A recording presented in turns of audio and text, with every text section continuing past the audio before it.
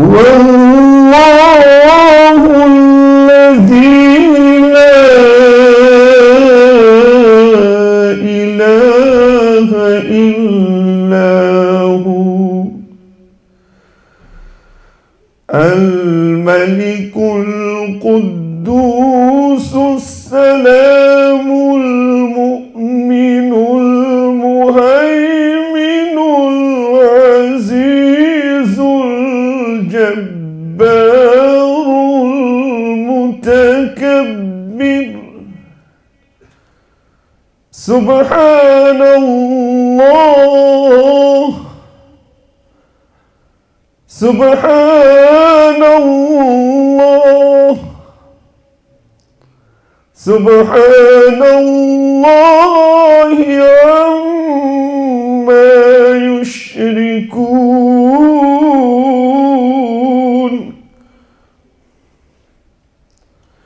هو الله الخالق البارئ المصور له الأسماء الحسنى له الأسماء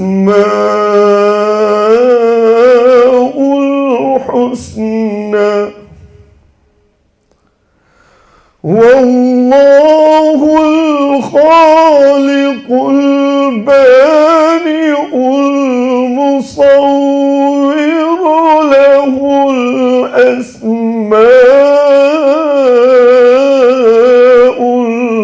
الحسنى يسبح له ما في السماوات والأرض يسبح له ما في السماوات والأرض يسبح له ما في السماوات والأرض وهو العزيز الحكيم صدق الله العظيم. الفاتحة. بسم الله الرحمن الرحيم الحمد لله رب العالمين الرحمن الرحيم مالك يوم الدين إياك نعبد وإياك نستعين اهدنا الصراط المستقيم صراط الذين أنعمت عليهم غير المغضوب عليهم ولا الضالين آمين.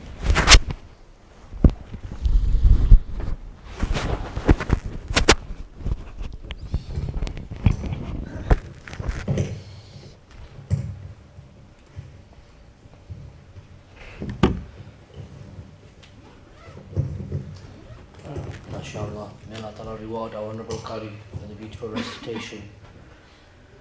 And may Allah Ta'ala also reward him for allowing us to have this retreat in this venue and opening his doors and his heart for us and the brothers who are helping out well in the management team. May Allah Ta'ala reward them all for their help. Now inshallah we'll just go over the brief guidelines and house rules you could say, so to make it easier for yourself to operate here, so there's a bit of discipline around here, so things are easier for ourselves. Firstly, I just want to emphasize some of the points which were made in the broadcast message that you all must have received individually. Number one was that everyone should be free from any other commitments, and I've totally taken this weekend off because it is going to be a weekend, and to really benefit one is to be totally away, completely take them away from whatever they were at and completely release it from them, inshallah benefit. Also, one should take this seriously and be 100% committed, and what this means is that all the sessions which occur, one should make sure they're ready, attended, fresh. If they need to do wudu, they've done it from beforehand, and they're ready and focused to participate whenever the sessions take place. So that you may benefit to get maximum potential, one should also ask forgiveness from people in relation to any wrongs they have done. So prior to coming here, anyone you may have wronged, any problems you've had or something you might have said, and to seek forgiveness from everyone. And that really sort of spiritually gives us a clean slate as well. You know, once physically and mentally from our mind, but this spiritually cleans us from anything as well. So we can also, our spirits can benefit. So one should, if they've not been able to do that and something's coming out, maybe, you know, this colleague, I didn't really deal with him well, or at home, I didn't really, you know, deal with my parents properly this week, you know, you can send a message, a general message. You don't have to say for what you did specifically. Say, look, I'm coming to a retreat to get closer to Allah subhanahu wa ta'ala. So if anyone I've wronged or anything I've done, please forgive me. So obviously in this time afterwards, before the actual session starts, one can just maybe quickly send a text message out to people. And this should also benefit people. Also, one should also try to repent and abstain from any sins which are associated to the bodily organs, such as your tongue, your eyes, your hands. You should try to refrain from these sins and try to keep yourself in a pure state throughout the full weekend. Any gadgets which you have, including mobile phones and anything like this, iPads or anything, will be restricted. The use of it will be restricted. And this is to minimize any distractions. But so what there'll be a brother who will take the phones off you, and short break periods, they'll give them you back if you need to check up anything more important messages. This is just to help you to detox away from the world. Unfortunately, the phones become our life. Look, it's in my hand right now. Everything we do, we rely on the phone. And that's one of the biggest distractions. And so for that reason, to get rid of this distraction, when the sessions are going on, and before the session, the brother will take the phones off you, and then at different times, at different breaks, you'll get a chance to use them, or at night before you go to sleep, just to help you focus and concentrate more, inshallah.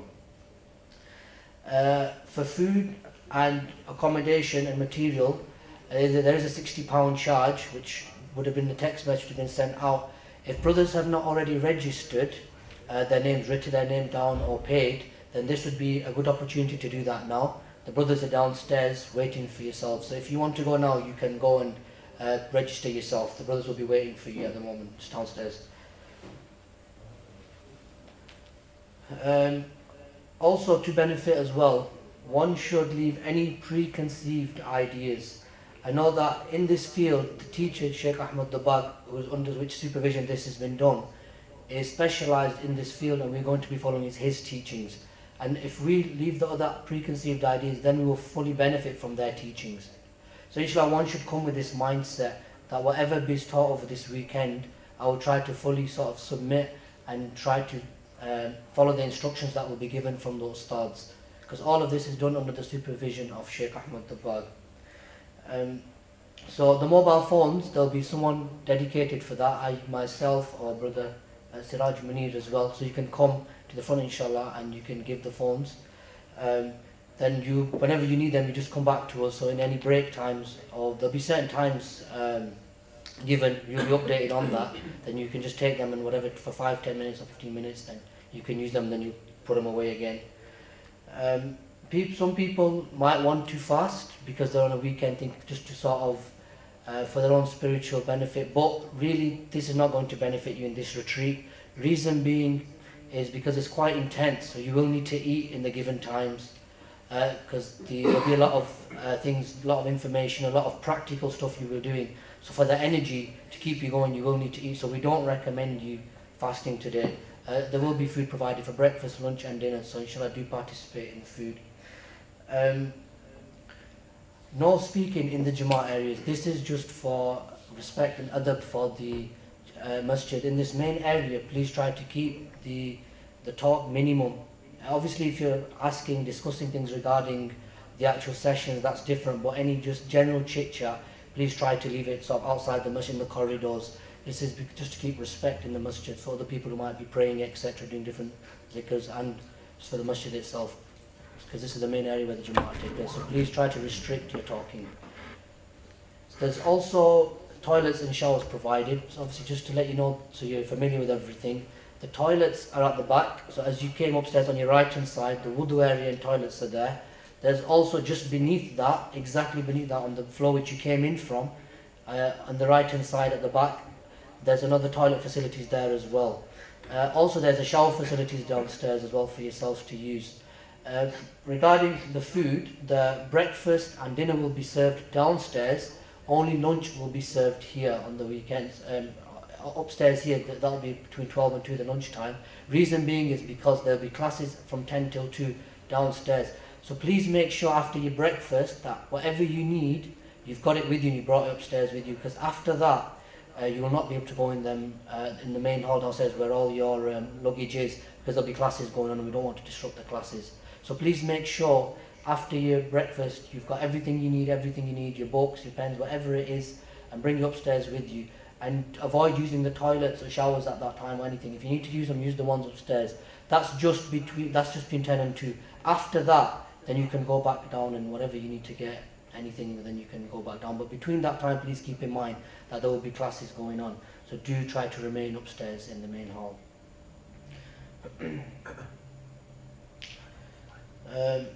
Also, just to go over the fire procedure, may Allah forbid anything does happen, there's one fire exit here, and also the main door from which you come from. So for any reason anything does happen, then inshallah please use the fire exit door here and the fire exit door downstairs. And there'll also be team leaders, sub-amirs. So basically if you have any issues, any problems, then everyone's been appointed as sort of like a mentor, or you could say an amir, which he'll be told who you are and he'll come to you himself to approach you, say, look, I'm your amir, if you have any issues, if you have any problems. So if you want to, for example, see Ustaads or anything like this, contact your amir. Also, if you have any food allergies or anything like this, maybe you've not put it in the form, any extra requirements that you might not have found in the masjid, then speak to your amir and he'll make sure that's provided for you. So you will be told, he'll come to you himself, inshallah, your amir, and he'll tell you that I'm your amir. If you need anything, then please ask myself. So inshallah, that will be done in soon time as well. In regards to sleeping allocation, there will be sleeping in the main hall. So we'll be sleeping here in this hall. Also, other rooms which are restricted, there's the back office here on the left with the 3 windows. That's restricted, that's not for public access. That's only for the masjid use and the management of the masjid. Also, there's a room here behind the coat hanger which is only for the ustads. So unless for whatever reason they've called you in, please do not enter in that room. If you need an ustad, then contact one of your amirs and through there you'll be able to contact them. But please do not walk in that room or that room either. If you speak to anyone there, then just request for them, maybe knock or something, but please refrain from them 2 rooms. And also there's another office there, please also refrain from that, just behind this one here. Everything else, alhamdulillah, is for your use, this hall, the downstairs hall also. Also you'll be given a very special gift today as well, and this is the book of Unveiling of the Unseen. And now this book is sort of like your manual for today. And so please, please, please keep this with you at all times, and please don't put it here, there, everywhere, because you'll be needing it throughout the whole session. So these are like, there's many, many jewels in there. You know, if I said to you here, I'm going to give you all some gold jewels now, you'd make sure it would not go out of your sight, you'd keep it with you. These are like spiritual jewels you're going to be given. And throughout the course of the weekend, you'll see how they are spiritual jewels and how they're going to benefit you. So the books which you'll be given, please keep them with you at all times, because you will be needing them. So just don't leave them here and there everywhere. And maybe put your names on them as well when you be given them. Obviously, you'll be given pens as well. That's more or less everything that I've mentioned, everything that you need to know. If there's anything else you want to ask, or any other requirements that you have, please do come to myself or Brother Siraj Munir here. My name's Siraj as well, 2 Sirajes. That's Siraj Munir, this Siraj Mahmood. So whichever, both of us are here. So if you need anything else or anything I've not mentioned, I might have missed out, then please do come to myself, and then I'll be able to help you with that, inshallah.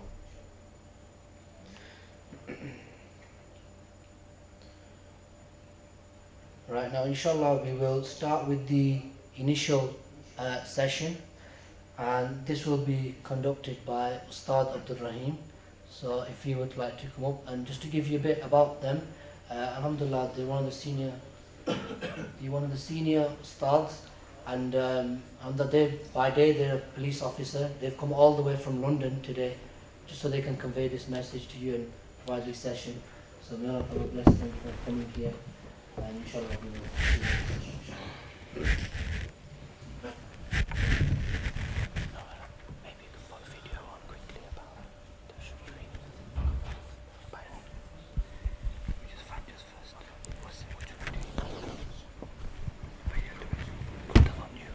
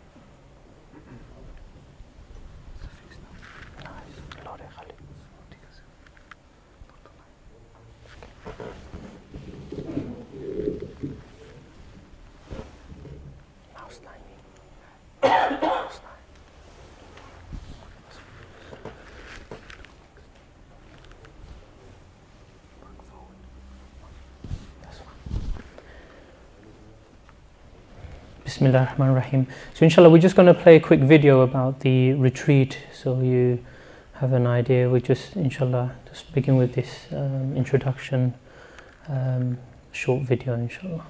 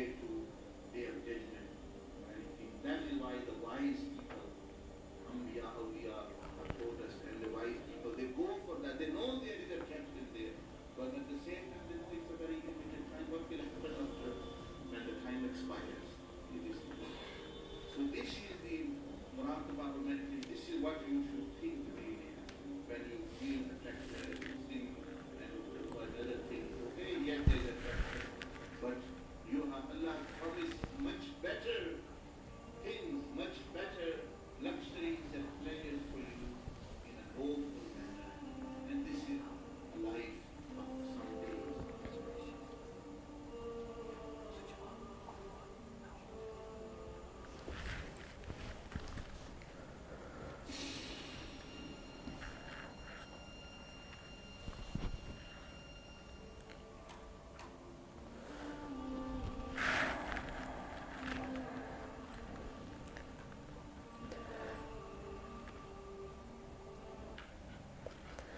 Alhamdulillah, Alhamdulillah wa kafa wa salamun ala ibadihi allazina astaghfa.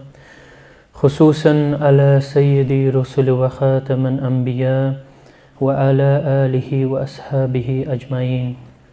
Nahmaduhu wa nusalli wa nusallim ala rasulihil kareem. Amma ba'd, fa'udhu billahi minash shaitanir rajim. Bismillahir rahmanir rahim. As-salatu was-salamu alayka ya Rasulullah. As-salatu was-salamu alayka ya Habiballah. As-salatu was-salamu alayka ya rahmatil lil alameen. As-salamu alayna wa ala ibadillahi salihin. All praise belongs to Allah Azza wa Jal, who has created us, who has given us life and another chance. Every day is a chance. And all praise to Him that we have come together to remember Him and to follow some of the teachings of the blessed words. And salam and salutation to the most beloved of messengers and prophets and being, which is none other than Sayyidina Muhammadur Rasulullah sallallahu alayhi wasallam, that they have shown us the greatest path and the only path towards the pleasure of Allah Azza wa Jal and reaching Him. And all salutation and remembrance and salam goes to also all the blessed companions and the blessed family of the Prophet sallallahu alaihi wasallam, the pious, the righteous, and those who have passed and those who are living, the pious and righteous, and the teachers and mashayikh.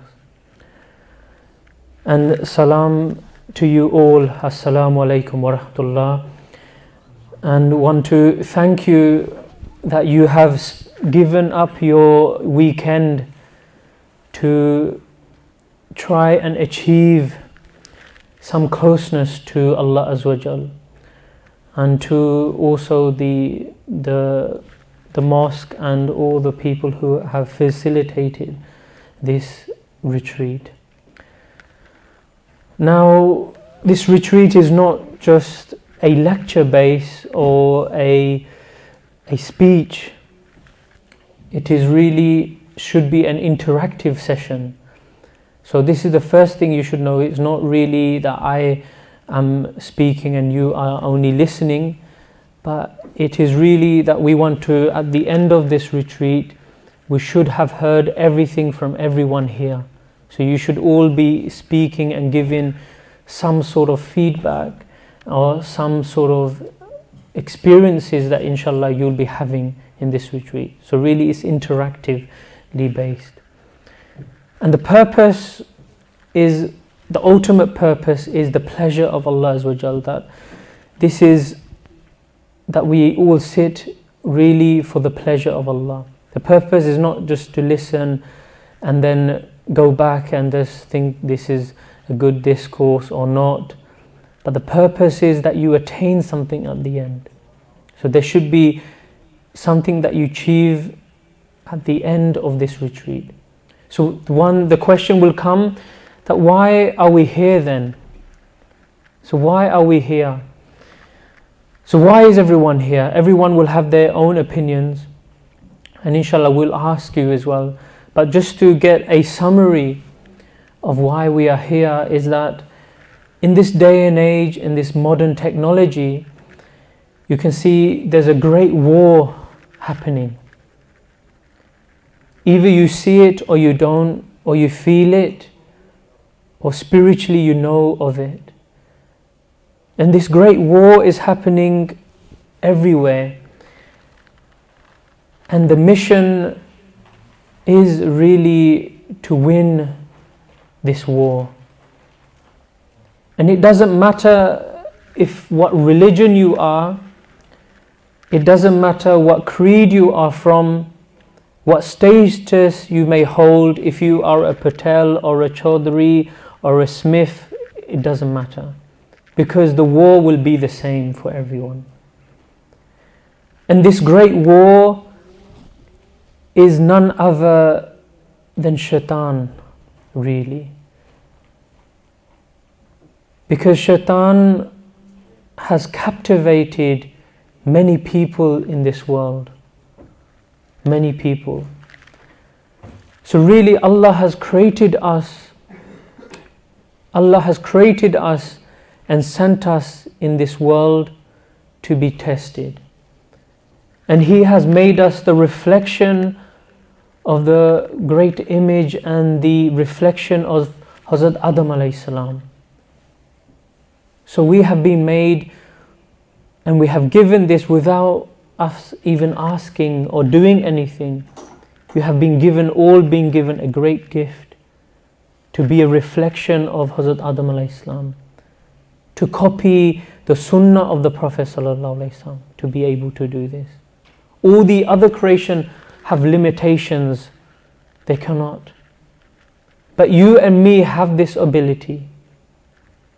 And now we've been sent in this world to see and to taste that if we are going to follow the footsteps of the Prophet sallallahu alaihi wasallam or not.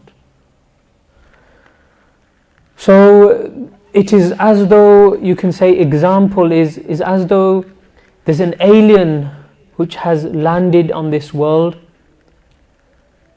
and has captivated the people, and it has made them zombified, dazzled, and they have forgotten the purpose of life.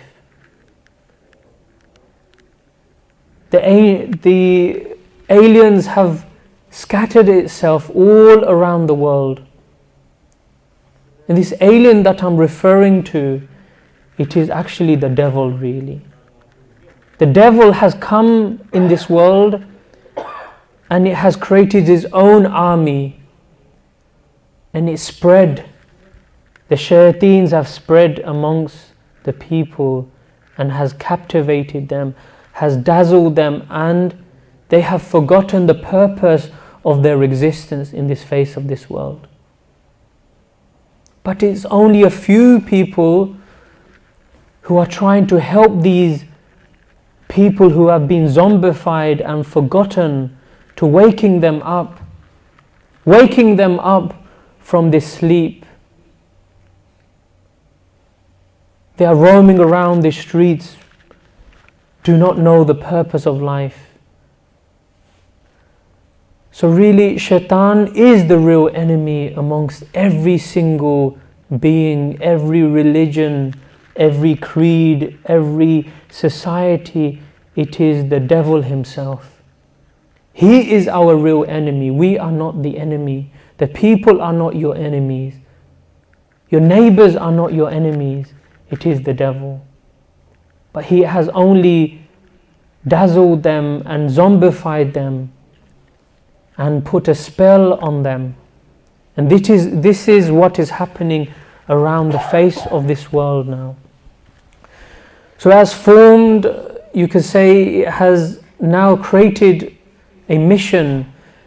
Your mission is to come out of this zombified mood and state and sleep, and to help others. And how he zombifies and how he puts spell on people, it is really the sins and the disobedience that he causes amongst the society, amongst the people. But Allah Azza wa Jal, on the other hand, one is what is happening, what shaitan is doing, but the other hand, what Allah Azza wa Jal has done himself. He has sent you the greatest of beloveds, greatest of messengers, sallallahu alaihi wasallam. He's most beloved to you. He's most precious to you. Whereas he could have just kept the beloved messenger, sallallahu alaihi wasallam, to himself. But he's gifted you this greatest gift, the Prophet sallallahu alaihi wasallam, and we are not appreciating. The Prophet sallallahu alaihi wasallam has shown us the greatest way and the best of way how to protect ourselves, how to follow the footsteps of the Prophet ﷺ, how to reach Allah Azza wa Jal, how to come out of this state of being zombified and to be fallen in this sleep of this world. And He has shown us how to reach the pleasure of Allah Azza wa Jal. So now one hand shaitan is doing his utmost with his army and shayateen, and Allah Azza wa Jal has sent His greatest of messengers. And the Prophet ﷺ has taught and also built his companions, the great army as well, and the pious and righteous. So you have a choice. You have a choice. So due to this infectious disease which is happening around this world, there is a need. There is a need to bring the people out of this zombified state and this alienistic state. So this is why you can say people are affected in different ways. People are affected in different ways. The faculties that we are affected by are as though 5 types. We are affected by our bodies. So the bodies and the organs are affected. It becomes infected by this disease. Our minds get infected. The way we think towards dunya, the way we think towards the people. Our bodies get affected, how we harm or not harm people, how we use our body. You can say our traits, our mental, our emotions are affected as well.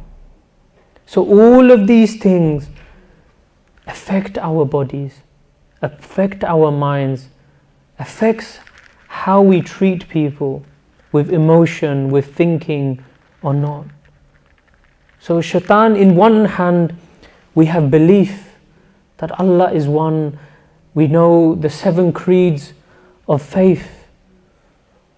The belief in Allah Azza wa Jal, the belief in the prophets and messengers, the books, the hereafter, the angels. One hand is what we believe, and one hand is what we are seeing, what we are experiencing emotionally, physically, mentally. So sometimes people find it difficult and they forget the real purpose of life because it has as though been put right on the back of the mind, and they forget the consequences of the hereafter.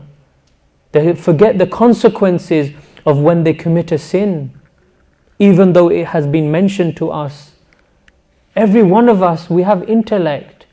We know what is right and wrong, but people are still falling in the trap of sin and disobedience, even though we know the punishment for it.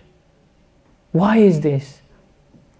It's because the body is tasting this reality. It can see the materialistic image of a human being of the opposite agenda, or it can feel and taste the drugs or the alcohol or the money or the materialistic thing.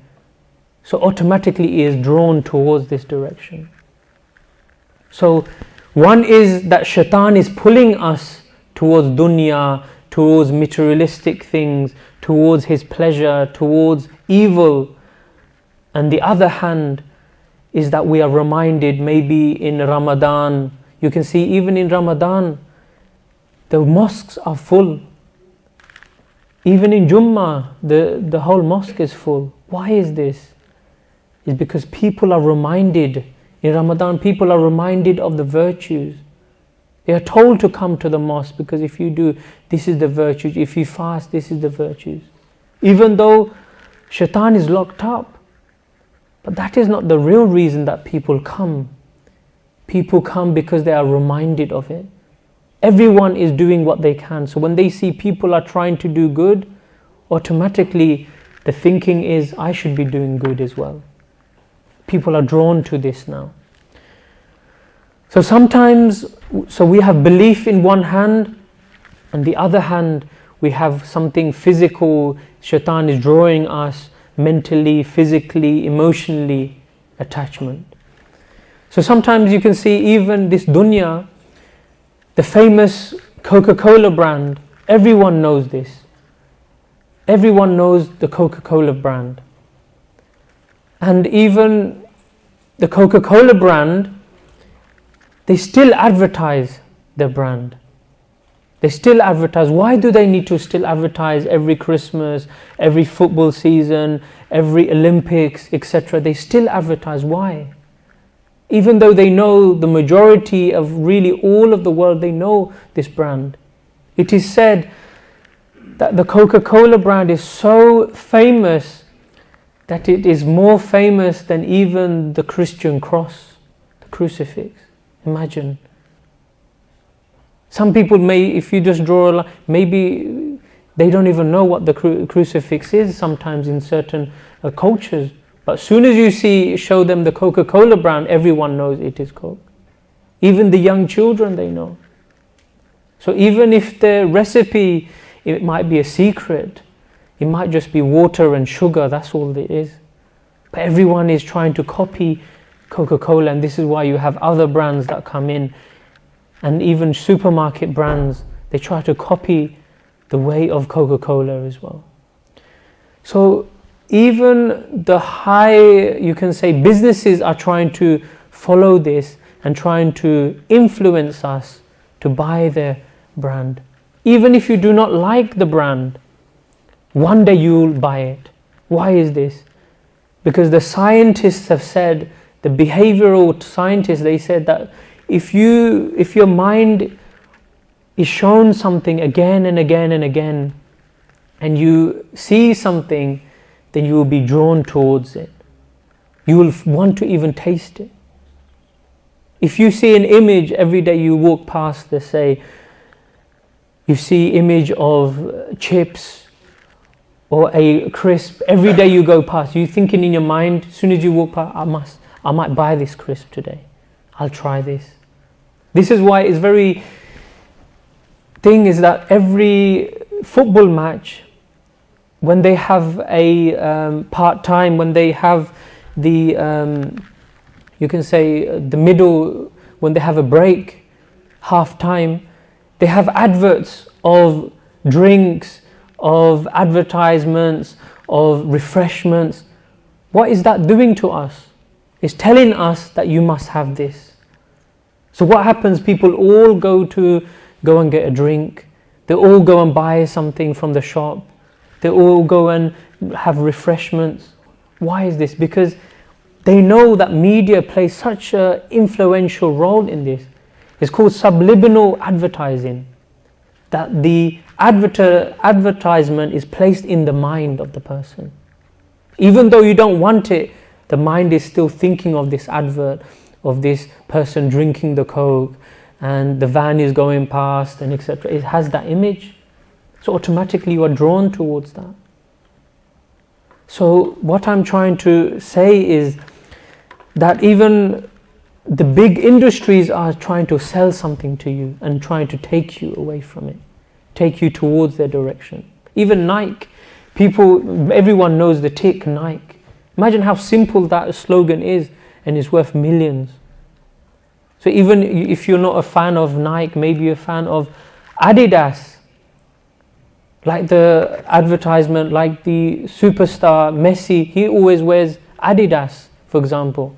But if you begin to see Nike all the time, you'll be drawn towards buying Nike one day as well. This is how it is happening in the industry. So Shaitan is also doing this as well. He's doing this in such a way that every time you see a woman, every time you interact with a woman, a person, then next stage a person will begin to want to talk to this person. Because the eye has seen, the tongue will then follow, will want to talk. If the tongue then follows, then the hands will then want to touch this person, and it goes forth. And this is how Shaitan uses the body to actually drive the people away from the remembrance of Allah Azza wa Jalla. And this is just the body. What to say about the mind when it cannot touch, it cannot speak, It cannot speak, it cannot touch, it cannot see. What does it do? It begins to see with the mind. It fantasizes. It draws these things. It has emotion. Then there's emotional attachment to that. Likewise towards the drugs, towards alcohol, etc. So shaitan is trying to pull us in society, and likewise Allah Azza wa Jal is trying to remind us as well, trying to draw us away from these things towards Allah Azza wa Jal and His remembrance.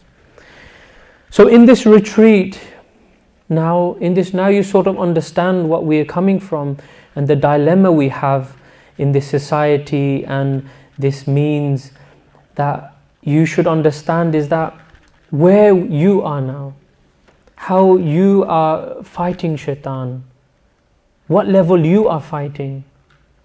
So in this retreat we are trying to really, like you are tasting and feeling and hearing and seeing, imagine if you were to see and taste the akhirah as well, see and taste Jannah as well.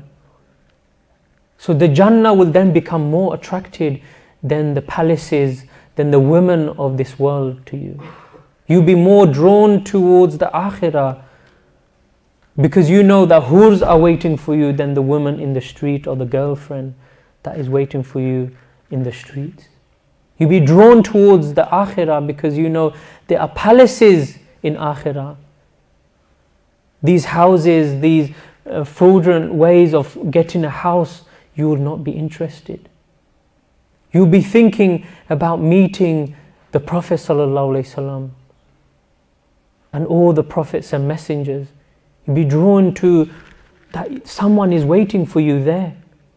Why are you waiting and following shaitan and devil? So really, this is an interactive session. So I've just told you some of the things that we want to try and hopefully at the end of this retreat, you should at least experience some level of the hereafter or the akhirah or some level of these things. So you are at the end of the retreat, you should be more drawn towards Allah and His Messenger sallallahu alaihi wasallam and akhirah. This should be from the back of the mind, it should be brought to the front. So when you are walking, talking, you can see this rather than seeing the dunya and how it is and the attractions of dunya. You will not, this will be faded away. And this is the aim, one respect. So really, we think that society has given us freedom. Society has given us freedom in this life, but really Allah has given us freedom in this life more than any society. Like you think that Britain or English law gives you freedom. Allah Azza wa Jal has given you the freedom of choice to choose whomever you follow, whoever you want to follow or not, to follow devil or Allah Azza wa Jal or not. So really, this is your choice. So inshallah, this lecture, this is not a lecture, nor it is a speech, but really it is a reminder that the sessions that we'll be doing now is to highlight what you can expect in the 2 days or so that you'll be here, inshallah. So inshallah, just to go around, I just want to know what is why you have come. So we have all know that, you know, we have an objective, or we should know what our objective is, inshallah. So whoever has the mic, inshallah, just go around and we can just hear what is your purpose that you have come here today. So inshallah, now I've been speaking, now it's your turn to speak, inshallah.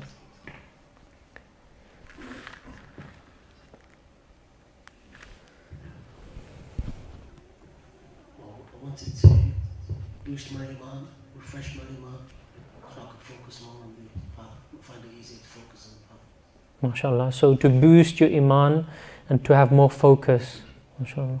So alhamdulillah, this is good. We should have more focus, because if you don't have a focus or a direction, then you'll go towards other focuses and directions. So alhamdulillah, that's good objective to also have? Jeeper?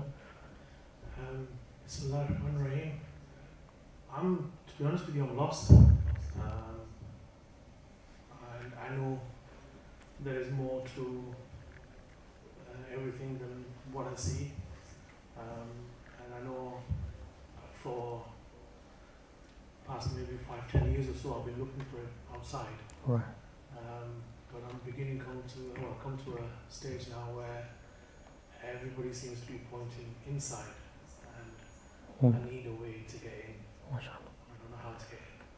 So inshallah, if you can just say your, I should have mentioned before, if you can say your name and where you're from, the locality. My name is Naveed. Naveed, mashallah. And I'm from Bradford. Bradford, mashallah. So, alhamdulillah, you are here in the right places. This retreat is none like any other, really.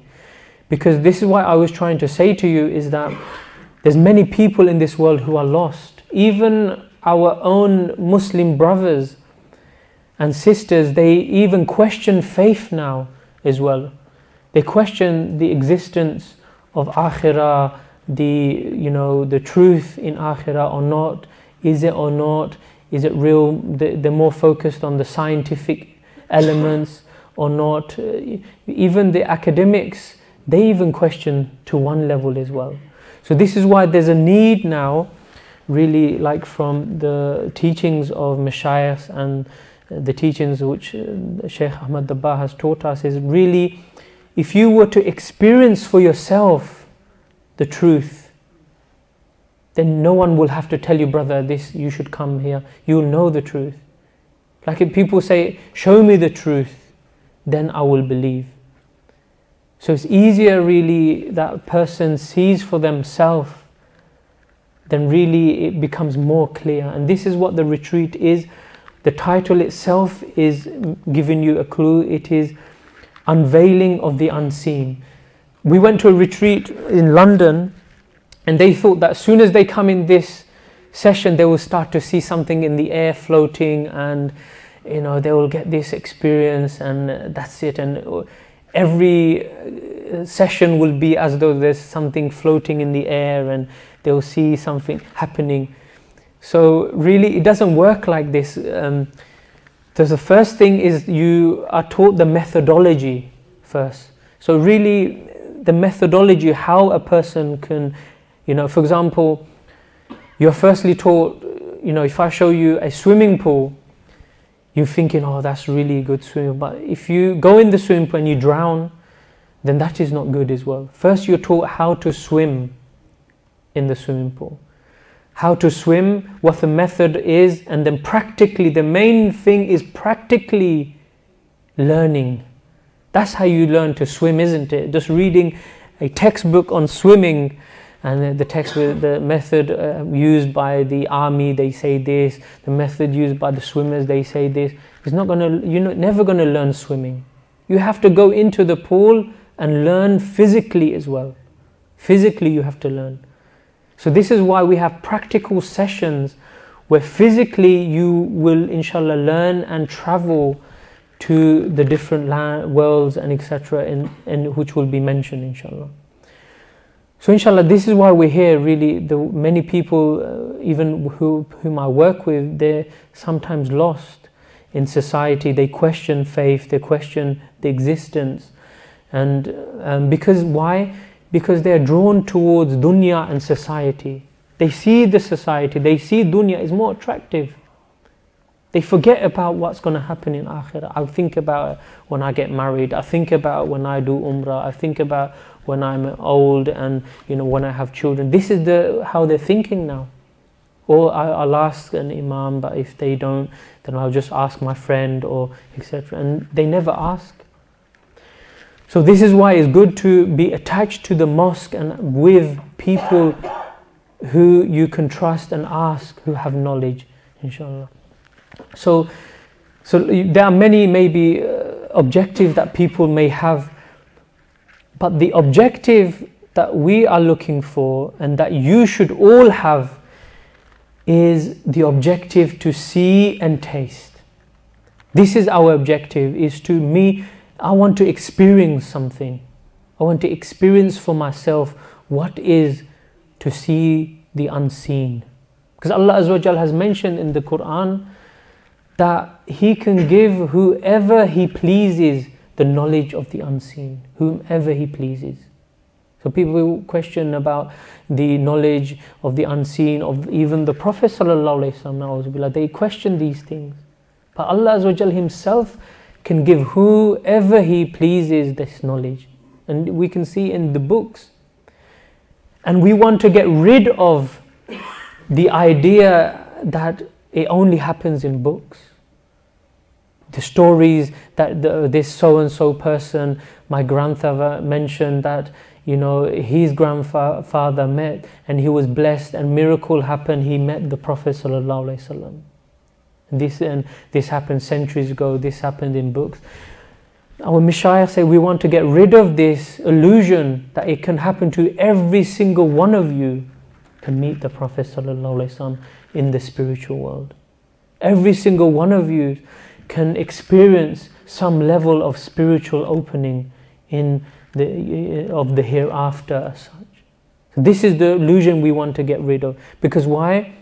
Because if a person can be in that state and he's seeing as though he's living in Akhirah, then when death comes, it is a pleasure really for every single one of us.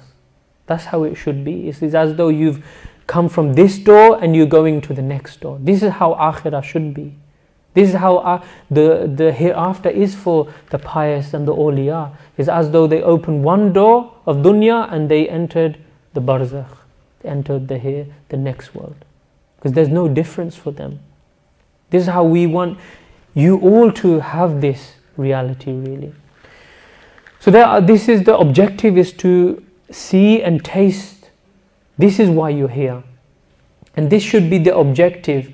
So everyone here now should have this real objective now. And these are other objectives a person can have to obtain the pleasure of Allah and the closeness and the pleasure. This is the ultimate objective, that everyone should be trying to reach this, the pleasure of Allah Azza wa Jal and His closeness. And there's other objectives a person can have: strengthen the iman, like a brother mentioned, strengthening the focus towards Allah Azza wa Jal, to learn and experience which cannot be obtained from books and information. So people been reading books and information only. It cannot be attained like this. Really, if that was the purpose, then Allah Azza wa Jal would have never sent the Prophet sallallahu alaihi wasallam. If it was to do with books and information, Quran would have been sufficient. But Allah Azza wa Jal has sent, even though the Quran has been sent, Allah Azza wa Jal has sent the Prophet sallallahu alaihi wasallam as well. Why? To teach us physically, so you can see that it is learned from person to person, through hearts to hearts it's learned. It is not received by just information only. So another objective is to experience, and these are other objectives, experience different types of salah. And in this retreat you will be taught how to read as though you're reading with the Prophet sallallahu alaihi wasallam and companions. Imagine this, that you are able to read as though the companions are beside you and the Prophet sallallahu alaihi wasallam is actually leading. And you are able to as though hear the recitation of the Prophet sallallahu alaihi wasallam. Imagine this, you hear many scholars, many hafiz, many qaris, they recite and they have beautiful voices. But imagine if you could hear the blessed voice and the recitation of the Prophet sallallahu alaihi wasallam. Imagine this. So inshallah you'll be going through this as well. So there are many, you can say, objective, and there's a methodology in this. But at the very beginning, to travel anywhere, you should have the correct intention. You should have the correct intention. So everyone now, we should correct our intention, the purpose why we are sitting here. And that should be none other than the pleasure of Allah Azza wa Jal and His pleasure and to please Him. This is why we're sitting, not because someone has forced me to come, and if I don't make the numbers, then Imam Sahib might get upset, or the committee, etc. No, this shouldn't be the focus or anything really. Or because someone has bought me and dragged me, if I don't come, they're going to get upset. No, the focus is purely for the pleasure of Allah Azza wa Jalla, because Allah sees your hearts. He sees your hearts. He sees what you want, what is going through your minds. Allah Azza wa Jalla knows this. So one should correct one's intention, and then it is easy then to open and you have an empty cup. So be an empty cup. So what do I mean by this? Empty cup means that you are empty inside. You are getting rid of any knowledge you have, any preconceived ideas you have, what you have heard from people. I want to see if they're right. Or what I've studied all these books. Now this person is saying something different, or it doesn't go through the method that I have been taught. Forget about this. If you really want to benefit from this retreat, then empty everything that you have inside. Everything. So once one sheikh, a student came to him, and the student said that, can I have a glass of water? And the sheikh gave him a glass of water, and an empty glass, and the teacher then poured water inside the glass, and it reached to the top and it was still flowing.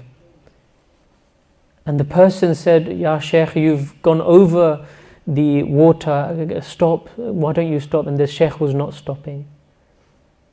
And he said that this is how you have come to me. You have already come with ideas, preconceived ideas and knowledge. Then how can I fill your cup now? You have already filled your cup. So come with an empty vessel. So when you come with emptiness, thinking that I do not know anything, I do not know anything, and I am nothing. So when you do not know anything, then Allah will give you something. When you are nothing, then Allah will make you something. As simple as this. You think you are nothing, and you do not know anything. When you have this mindset, then for surely the being who has all power will give you everything, who will make you something at the end of it. This is how we tell you to come. Come with an empty cup, and it is all reliance in Allah Azza wa Jal after this really. What I'm going to show you is nothing. I cannot give you anything.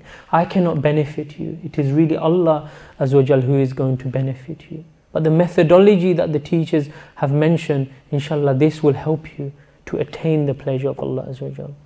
So come with an empty vessel and have the correct intention. So another part is have 5 fundamental practices a person will be going through. So like salah, it has a condition. Salah has many conditions to even offer salah. To offer salah, it has even conditions. Firstly, you have to have wuzu. You have to face Qibla even. The place should be clean. So likewise, in this retreat, or even of the open unveiling of the unseen, there are preconditions to this as well. You have to follow. Even before you can even travel, there are conditions for it as well. So inshallah, the Ustads will be going through this as well, and there's certain levels of it as well. And there's 7 obstacles. The 7 obstacles where there is an obstacle where a person cannot travel unless he removes these 7 obstacles. So it's like an obstacle of unveiling. If these things are not removed in your life, then a person really cannot progress. He wants to see the Prophet ﷺ, but every day and night he is watching certain images which goes against Allah Azza wa Jal and His Messenger ﷺ. So how can eyes be in such a state to see the Prophet ﷺ? So So there's many things, inshallah, but the 7 at least a person will be focused on, and we will be helped, inshallah. So in this retreat you'll be helped to remove these barriers, these 7 obstacles or other things. And there even are one-to-one sessions that you'll receive as well. So there will be one-to-one sessions. If you cannot discuss this in an open forum like here, but you want one-to-one, then you can approach one of the Ustaads or one of the person assigned that will collect names, and you can have one-to-one consultation with them, that you can discuss your journey towards Allah, what is actually obstacle for you. And really everyone sometimes have a clue what their obstacle is. They have a clue. So even this will help. Maybe you have a clue what the obstacle is, but you may not have the solution for this. So you're seeking for the solution, and inshallah there are ustads here that are trained, inshallah, that will help you through this, inshallah. So we are here to support each other, inshallah. And we should always, no matter every session you sit, one key thing that I will mention, every session you sit, always refresh your intention. Always refresh your intention, why you are sitting and the purpose you are sitting and who you're trying to reach. Have that, and think you know nothing and you are nothing. Then Allah will make you something. Allah will give you, bestow this knowledge and this wisdom inside you as well. Then you'll be also mentioning about the spiritual centers, or you can say latifas, and there's many other names that are given for this. Some people may already know about this or have some knowledge in relation to this, but a person should not be alarmed by this. It is something that every single one of us already has. We already have this. Similarly, like for example, scientists, in the very early years, like to say 1,000 years ago, I'm talking about the internal organs. People may only know the few of them, like the heart, the kidney, the stomach, etc., the lungs. They only know these things. But when you tell them now what the science have found out, people will say, no, I've never heard of this. You're telling me the biggest organ is not the lungs? Is not the kidneys? No, it isn't. So imagine you go time travel to the past and you tell them that this is the information now. Like for example, insulin. Insulin is produced inside the body and it regulates your blood sugar level, and this is what it does, etc., etc. People will say, what is insulin? I've never heard of this. The scientists 1,000 years ago will actually go against what you're saying. So these things exist, but later on people have found out. Scientists, and still they are finding out. Still people are finding out. And do you know what the largest, one of the discoveries now, they mention is the biggest organ is really something that even the microscope, the magnifying glasses and the microscope, they've not even, it was always there, but the scientists has only found out now. And it is, they say it's a name called interstitium. It is like small pockets of fluid which stretches under the skin and under the cells, under the kidney lines, under the gut, and it goes all around the body. And it says this is like a shock proof, that if someone touches you, it's to protect the inner layer of the body, the organs. And they say that this is the largest organ of the body now.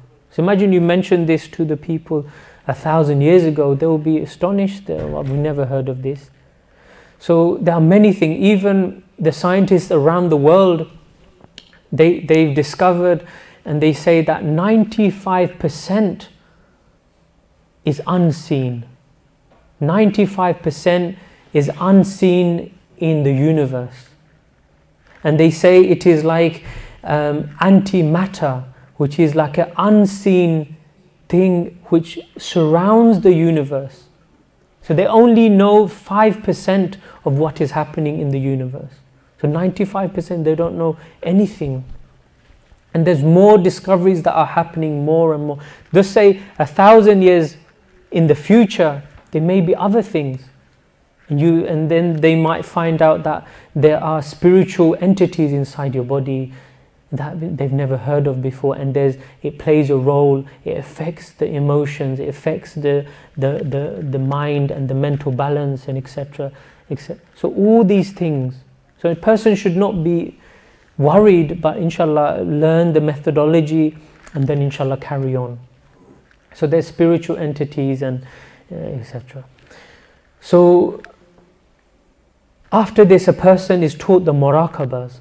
So what does Muraqaba is like, from the name of Allah Azza wa Jal, Al-Raqib, which is the watchful one, the one who watches.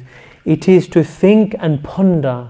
Muraqaba is to think and ponder, and this is what we'll be doing in these sessions, is thinking and pondering, and we'll give you a methodology on what to think, how to experience these different levels of it. So there are different types of Muraqabas. There you have Muraqaba Miraj. So you have Muraqaba Ascension here. So even in the Ascension you be taught how a person, you be shown a spiritual roadmap of the Prophet ﷺ when they did the night journey. And this goes in quite detail here, of the whole journey from the skies. On here it's when they traveled from Masjid al-Nabawi to the Kaaba, then the Kaaba to Masjid al-Aqsa, and then beyond they went to the first, second, third, etc., met the prophets and messengers, and beyond they went to the Darussalam, and different levels that they travel. So all of these levels you be taught and have some sort of knowledge as well, so you can experience it as well. Some people may never heard of these things, and that there's heavenly Kaaba. In every heaven there is a Kaaba, that the angels, that the people who reside at this heaven, they actually go around. So even every Kaaba there, every heaven there is a Kaaba. Then you have the dome of the Barzakh, and then beyond this as well. So you'll be seeing all of these things and shown the diagram, and the brothers and the Ustads will be going through some of the methodology on how to reach these levels. So everyone goes to their own levels. Someone may not reach this level or not, but it's just so that you have the information where the roadmap. Like for example, I've come here from London, there's a roadmap of which stations there are. So there are different stations until you reach the pleasure of Allah Azza wa Jal as well, that a person should be traveling spiritually. So that is the Muraqaba Miraj. Then you have Muraqaba Dua, and in this you be taught the tool, the canal of receiving you can say, acceptance of your dua, really conveying this message to Allah Azza wa Jal. Everyone makes dua, but how many duas really people really truly ask Allah Azza wa Jal? So that you be taught how to make dua properly, inshallah, and the methodology on this. So how can you connect yourself to Allah Azza wa Jal? How can you connect your dua to the blessed names of Allah Azza wa Jal, and inshallah how a person can receive this?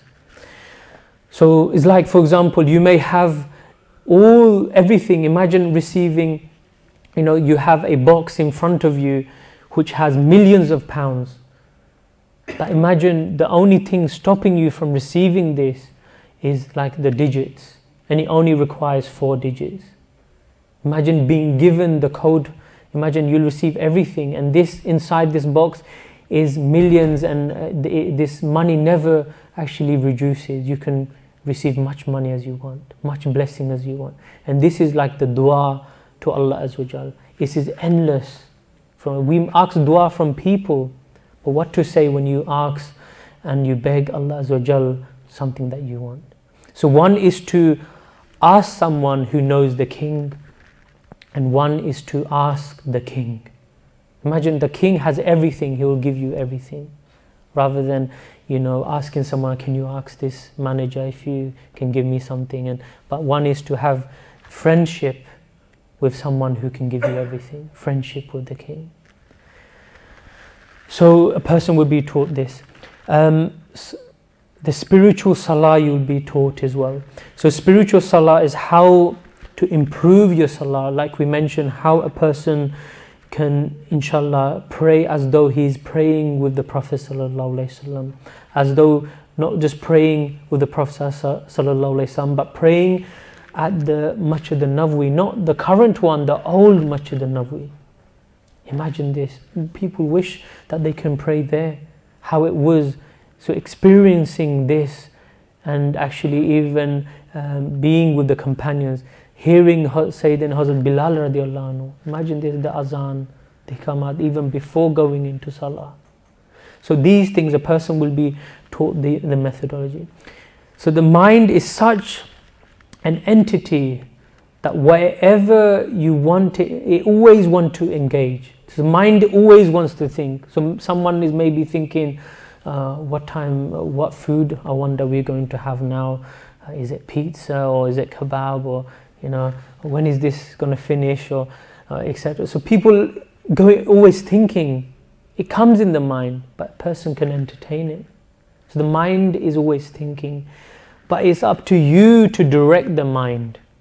It's up to you to direct the mind. It's like, for example, one quick thing is that when we were young, when it's a really hot day, when we used to come from the primary schools or out from playing, and the teacher used to say, everyone close your eyes, and just imagine there's a cube of cold ice on top of your head, and this ice is cooling your head, and the water is running through the head, and as soon as we think of this, we feel really cool now. All the heat and the sweat is gone. So the mind is so powerful that whatever you think and experience, the body actually experiences it as well. So imagine these things. So you be taught how to use the mindset, how to use your body as well. So salah is the miraj of all believers. So the Prophet ﷺ went to Miraj, and they returned, and the Prophet and the companions said, Ya Rasulullah sallallahu alaihi wasallam, you have went to Miraj and you've met Allah Azza wa Jal, and what do we have in this? And the Prophet sallallahu alaihi wasallam said, you have salah. Salah is the Miraj of all ummati. All the ummati. This is how you can travel and actually be in the presence of Allah Azza wa Jal. Imagine this. So instead of people, what they've done, instead of this salah becoming a gift, they have made it a burden. And salah is supposed to be a gift from Allah Azza wa Jal. It's supposed to make us happy. Like the Prophet ﷺ said, is that salah is the coolness of my eyes. It cools my eyes, that when I see someone even praying salah, it reminds me of Allah Azza wa Jal. Imagine Sayyidina Zainul Abidin, that whoever saw Sayyidina Zainul Abidin used to remind them of salah, because they were one of their names with Imam Sajjad, the person who did most sajda, always in sajda, the person who is always in sajda. So whenever they used to see Sayyidina Imam Zainul Abidin, they would want to fall in sajda in the presence of Allah Azza wa Jal, because they used to remind them of Allah Azza wa Jal and the Prophet sallallahu alaihi wasallam. This is how you should become, really. So when you come out the mosque, you should become a means that you remind others of the Prophet sallallahu alaihi wasallam and Allah Azza wa Jal. So this will be taught to you how to pray spiritual salah. So it's shown the diagram you'll be going through. So Muraqaba dua we've mentioned already, and Muraqaba Muhammadiyah was also mentioned on there, but this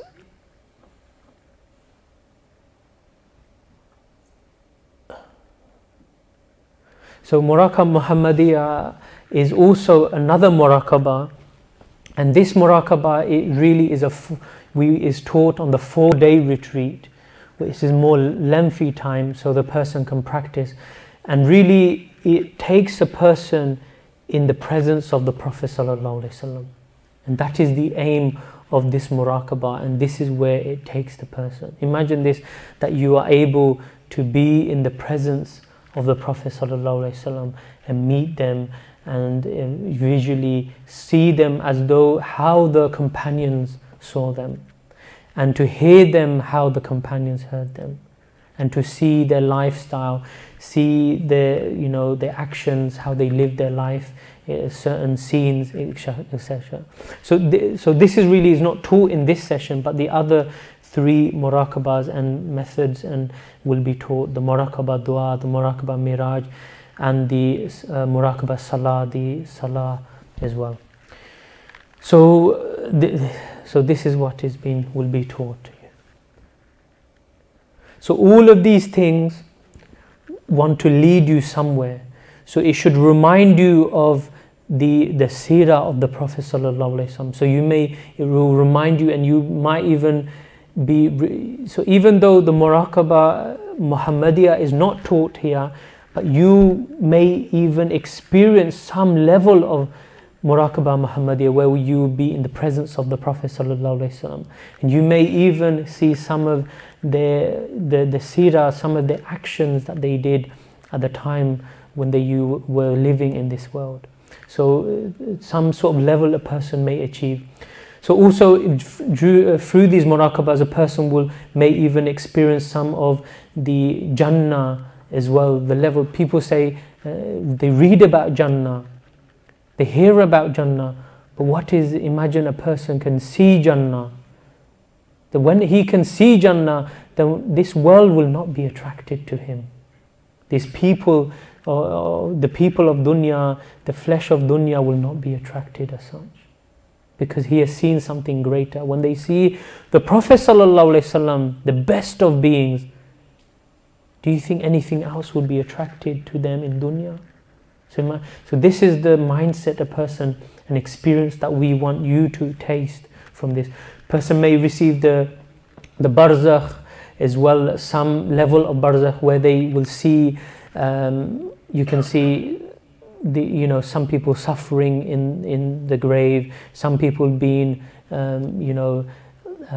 certain peace is happening in the grave and rewarded in the grave. You might experience this as well, and also other things like Jahannam, etc. So all of these things, it leads somewhere. Is that afterwards, after experiencing this, the aim is to raise your yaqeen, to raise your level of iman. So when you are living, when you come out of this retreat, it's as though you are living as though you're living in the hereafter. It's as though you're living and walking with the Prophet sallallahu alaihi wasallam and companions. As though you can see, when you see sin, you see Jahannam, and you go away from this. When you see something rewarding, you see heaven and paradise, and you see the smile of the Prophet sallallahu alaihi wasallam. This is how you should be living your life, and inshallah. So it all leads to and more things a person can experience as well. So one of these things that we want to mention is that the reliance on Allah Azza wa Jal. So this is very important now. So inshallah you should listen carefully now, these 2 things that I'm going to mention. Is that really this is like if you didn't get anything, these are the 2 things you should take from this session at least. Number 1 is having total reliance on Allah Azza wa Jal. Total reliance. And that doesn't mean that I rely, but then I'm thinking, is it real or not? Am I experiencing? No, total reliance. A person, when he doesn't even know anything, he doesn't even know what he is seeing or not, it doesn't matter. You just mention your experiences. He should not ponder upon this, because you are not trained as such to think, oh, was it real or not? Was it this? Because there's even different aspects of it as well, where it's coming from. Now, a person should have full reliance on Allah. So when he makes it, when you have this reliance on someone else, then the responsibility is also from someone else. So when you rely on Allah, then Allah will respond. When you're relying on someone to take you somewhere, then you're waiting for that person, for example, you're waiting for them to pick you up. You're waiting for them. So when you're waiting for someone or some being, they will take you. So one shouldn't think, so we're not using our own will, our own power to travel. We're using only the fazl of Allah Azza wa Jal and the presence and the blessings of the mashayikh, really. So having total reliance on Allah Azza wa Jal. And number two, second thing, is to focus on the teacher. And this is something really, I am not the teacher here at all. The teacher is someone else, and which we've played a clip, and we will be playing something now. And just to give you just a quick one, what I mean by teacher, and then we play the who the teacher is of this teaching. And when we say teacher, people get scared. Oh, teacher. Now, teacher is, everyone has teachers in life. You all had teachers. You wouldn't have been here if you did not have a teacher. For example, the schooling wise, you went to primary school, nursery, secondary school, and so forth. Even the primary school level, you are taught the ABC. So every time you're reading ABC, really, someone has taught you that. You had a teacher who taught you the letters. You didn't come in with your own method and learn the ABC and come with the concept. Someone has taught you this. So then after learning the ABC, etc., then a person goes to the secondary school. He learns more depth of the coursework. He learns, more about the world, etc., the geography, the history, etc. He has more knowledge. So just because you love your primary school teacher, person shouldn't say, oh no, I can't go to secondary school because Mr. Thomas, I love him so much, he taught me everything, he taught me the ABC, I can't move on really, I can't. People will be going to say, this is the procedure, you should move on. You should go to the secondary and learn more. You love your teachers. You should have respect for your teacher. You should honor them. And we have limited our love. We think we can only love one person. We can love everyone. But you should try and follow. Once you have learned this art, you should move on. So after learning the primary school method and the teachings, you then go to secondary school, you learn this. Then after a person has done secondary school, he then learns college, more depth knowledge now, more intense knowledge. Even higher coursework and assignments and essays he'll be doing. So now whoever his teacher is, he's more attached to him now.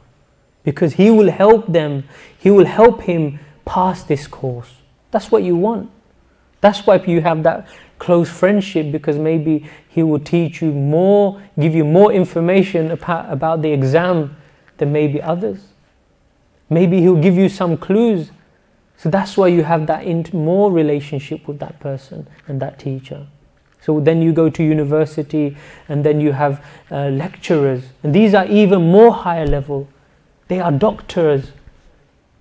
They have PhDs and etc. Imagine how level they are. But you still learn from them, you respect them, you honor them, and you learn more. And so what I'm trying to say is that we all have received teachers in our life. So likewise, in order to have a teacher for spiritual opening and the presence and to reach the closeness of Allah Azza wa Jal, you also need a guide and the teacher. And for this, there's a teacher who we have, who is Sheikh Ahmed Dabbar. He is the teacher who is currently teaching this all around the world, and currently in Pakistan at the moment. And they are teaching this, and they are on a conference, like you are doing a retreat here. They are doing a retreat in Pakistan as well. So they are doing it in different countries. So inshallah, what we're going to do, just to have some glimpse of the teacher, and really, I'm mentioning these things, and the teacher, if the teacher was here today, he will not allow us to mention any of his achievements or anything about him, because he would say in return that my achievement will be when you achieve something. My achievement is when you leave sin, when you make yourself something. That is my achievement. Not what is written in textbooks, not who I am, where I visited. No, who you become. This is what they will say. Out of humbleness and servitude and really humility, they will be saying this. So inshallah, we'll play a short clip on some of the biography of the teacher, inshallah. So inshallah, listen very carefully and you'll get some glimpse of the teacher.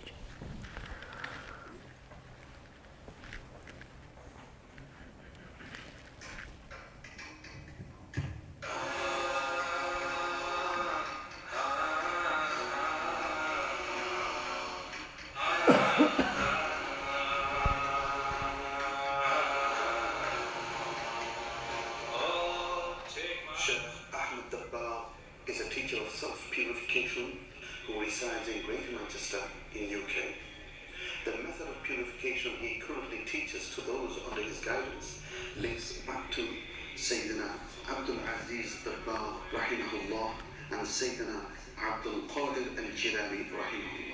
and is known as Tariqa Muhammadiyya. His family lineage links back to Imam Hassan al-Basri rahimahullah. He was born in Pakistan and grew up in Denmark. His first teachers were his grandfather and grandmother rahimahullah, who were known as pious ascetic servants of Allah. His great grandfather Sheikh Khairuddin Awliya was a disciple of Sheikh Bahauddin Zakaria Multani Sakhrawardi rahimahullah. We have a lot of information about Islam on internet, Google, and books, and everywhere. But the question is how can we utilize the information to make us successful in this dunya and akhirah? And in this regard, I can see the Tariqa Muhammadiyya under the supervision of teacher Sheikh Ahmed Dabbar is doing a beautiful job, changing the life of thousands and thousands of people. What makes Tariqa Muhammadiyya unique from the other organization is that Tariqa Muhammadiyya actually stresses on the practical implementation of the rules and regulations of Islam in the daily life, which can really benefit us. Sheikh Ahmed Dabbar's personality is actually a role model for the followers who actually follow him, and it encourages them to motivate them to follow, because they see Sheikh Ahmed Dabbar actually following the Sharia from A to Z on the best possible way. So which actually the people like me actually motivates them to follow Deen and gets the blessing of Allah subhanahu wa ta'ala and Rasulullah sallallahu alayhi wa sallam. At 6 years of age, he had a desire to memorize the Quran, learn the Islamic sciences, and spend the next few years of his life studying with a number of mashayikh and ulama from whom he received permission to teach these disciplines. He has a postgraduate qualification from Salford University in Strategic Marketing and Financial Management from the University of Central Lancashire, and has worked in the police and prison services in the UK. He is now self-employed and does not take any wage or salary to do the work of Deen.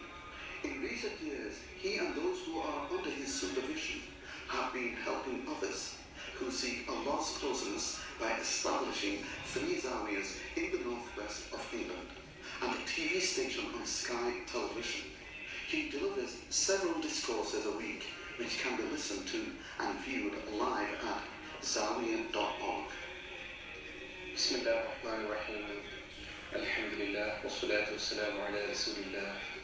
We know in Hadith Jibreel, Prophet sallallahu alaihi wasallam talk about Islam, Iman, and finally Ihsan as well. And Ihsan is so important, it is part of Deen, and for practicing Ihsan we need a true guidance, true teaching. Alhamdulillah, last 14 years I know Sheikh Ahmed Dabbagh, Dana Barakatuh. According to my finding, my research, he is a true Sheikh, true spiritual master, only for the love of Allah and Rasulullah sallallahu alaihi wasallam he served in the long time. And I myself actually get more benefit from him. I wish him all of his success, and may Allah subhanahu wa ta'ala accept all of his khidmah for the Jazakumullah. I'll take your hand, I'll come with you.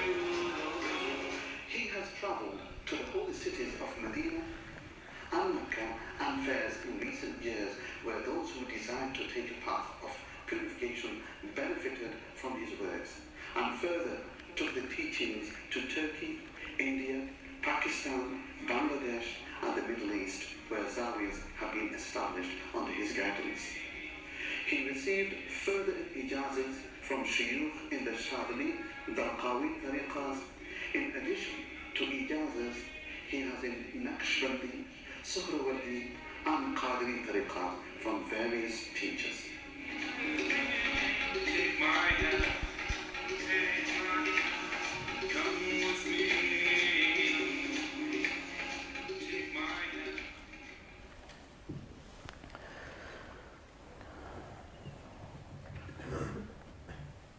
Okay, mashallah. So, alhamdulillah, you've seen some of the biography, mashallah, of Sheikh Ahmed Dabbagh.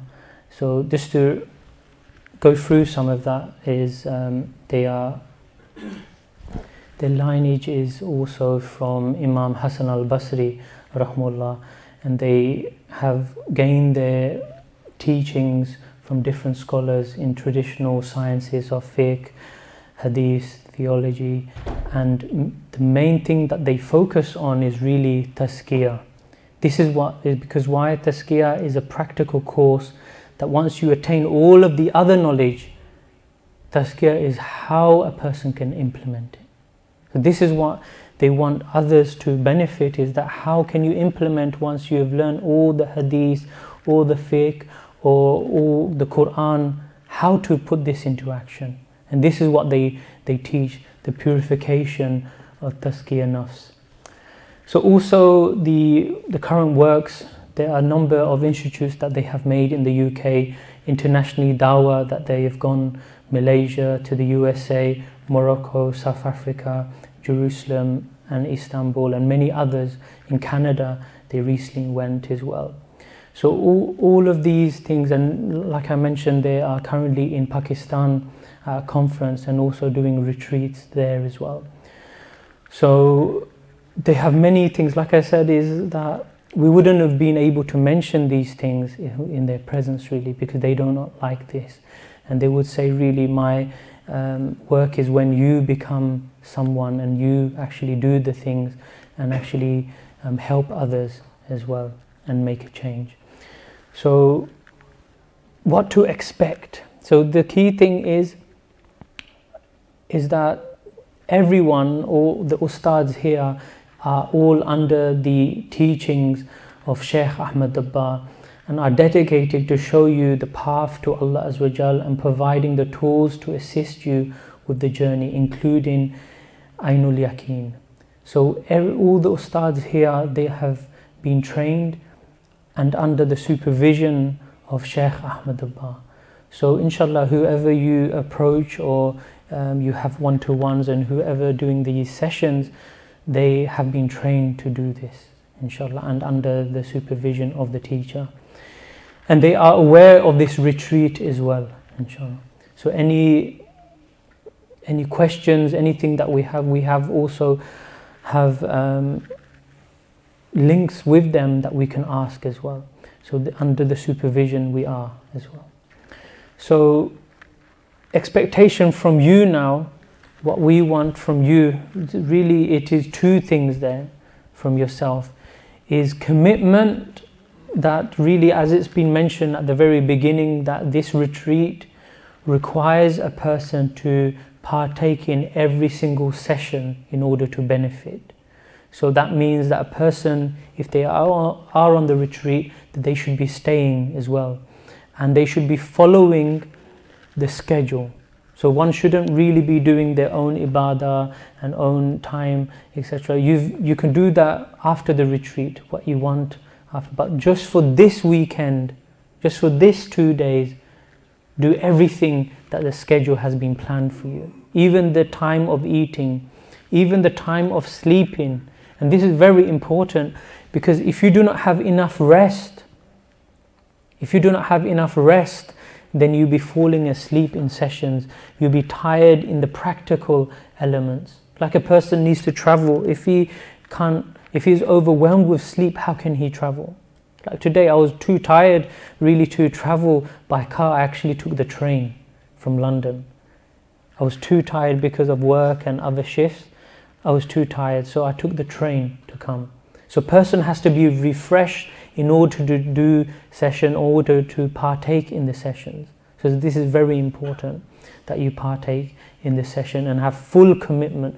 And commitment means that a person leaves everything he has, and you should have left all your commitment and responsibilities that you have at home, or business, or chores, or anything, or task that you have, you've already assigned it to someone else. So you should be completely free. You shouldn't be checking how the stock market is, or if what my business is doing, etc. This is now all in the reliance on Allah Azza wa Jal, which we mentioned before. So it's in the reliance on Allah you have. Now the reliance is that you come to Him now. You rely on Allah Azza wa Jal to take you as well.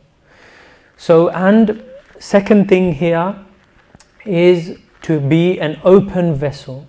And we already mentioned and highlighted this, is to be an open vessel.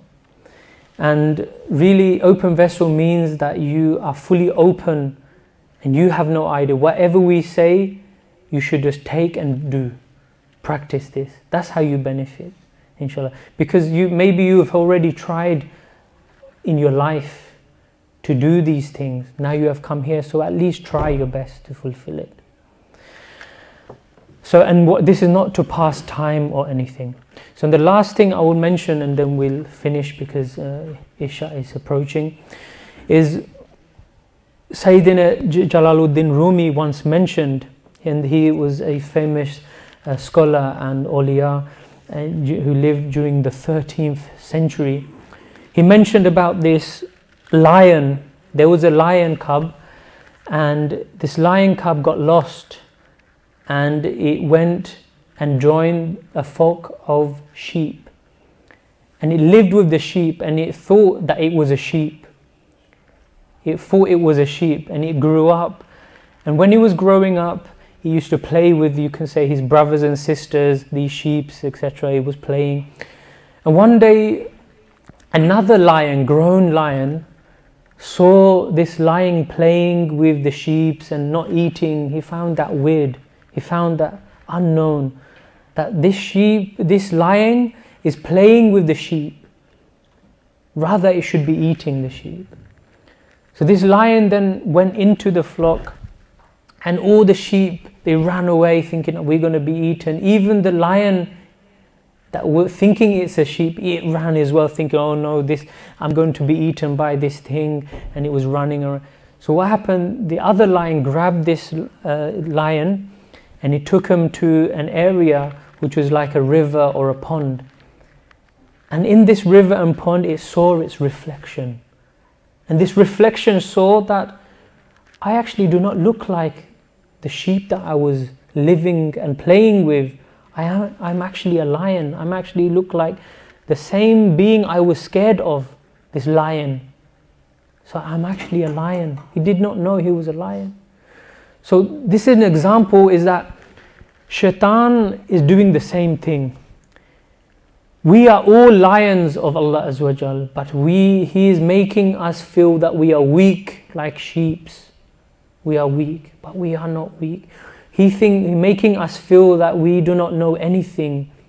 We cannot fight the devil, but really we are stronger than anything. We are lion and we should be fighting the dunya and the devil as well. So really here is that you should know is that you are the lion of Allah Azza wa Jal, and you should become one. And you should be getting the people who are in the flock of sheep, who are thinking that they are sheep, you should getting these people out, because what? Shaitan will be eating them if you do not help them. So really we are here to firstly make us aware who we are first, then we can help others as well. So whatever you've learned now is really, you should take about three things from this session. Number one is that you should correct your intention. That who are you here for? You are here for the pleasure of Allah Azza wa Jal, and to see and taste the unseen. This is your level, this is what you are trying to achieve. Number two is to become empty like a vessel. You do not know anything, then Allah will give you the knowledge. You are nothing, then Allah will make you something. And number third point is that really the methodology that is being taught to you, should learn this and know and remember what you saw on the video of Sheikh Ahmad Dabbar, the teachings that he has made and what they have taught to us.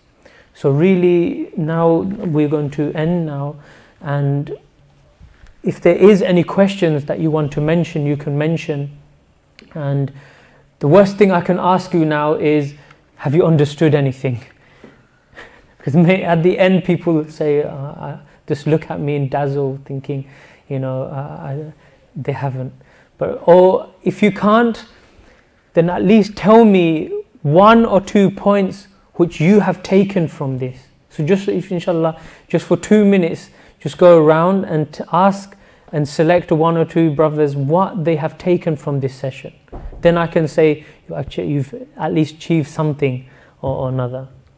And this is supposed to be interactive, you see, it's not just a lecture. So just choose anyone, inshallah. I think for too long I was relying on myself. Right. And I thought, I need to do this, I need to do it, I need to get here, I need to learn this. But what the spark I've got so far is actually, if I rely on my Creator, I'm limited. There's only so much I can do, but He is abundance. I need to change the method. MashaAllah. Is reliance, like the brother mentioned, reliance is such a key that Allah is the one who will take you. Like I mentioned, the roadmap, all this, you're thinking, what? I don't even know the names of some of the heavens and what it exists and who they are, what they who resides in them or not, or the different. Just rely on Allah Azza wa Jal. He will take you through these parts, inshallah. MashaAllah. So anyone else? One more, inshallah, and then we finish. Assalamu alaikum. Wa alaikum salam. From this session, I think my goal is to have a stronger vision of the unseen. MashaAllah. So some people here, and they are maybe already witnessing, seeing and tasting the unseen world already. So they've been to some retreats before. For them, like you heard, for them, they want to strengthen their yaqeen and the level of seeing at a spiritual level, more stronger level than before. Alhamdulillah, this is good as well. So you should compare yourself from previous retreats till now. So that strong vision of the Prophet ﷺ maybe is vague, maybe it is blurry, but now I want to see as though it's like the crystal clear, like the vision, the way that the companions used to see. So that is also an objective that a person can have as well. So inshallah, everyone will get a chance to speak, and luckily there are no pillars here because for people to hide. there are some barriers over there, we might have to move them, or there might be someone sitting behind, but inshallah everyone will be given a chance to speak, and we want to hear from you, because if we don't hear from you, then how can we help you? That's the thing. This is how the concept works. You have to speak and tell us how you are experienced, how your level is, what you are seeing, what's the downfall, what you are finding hard. Then we can help you, inshallah, in these feedbacks and these sessions. Okay, inshallah. So we get ready for Salatul Isha, inshallah. So, and we'll inshallah then carry on afterwards. So inshallah I'll hand it back to the Ustad, inshallah.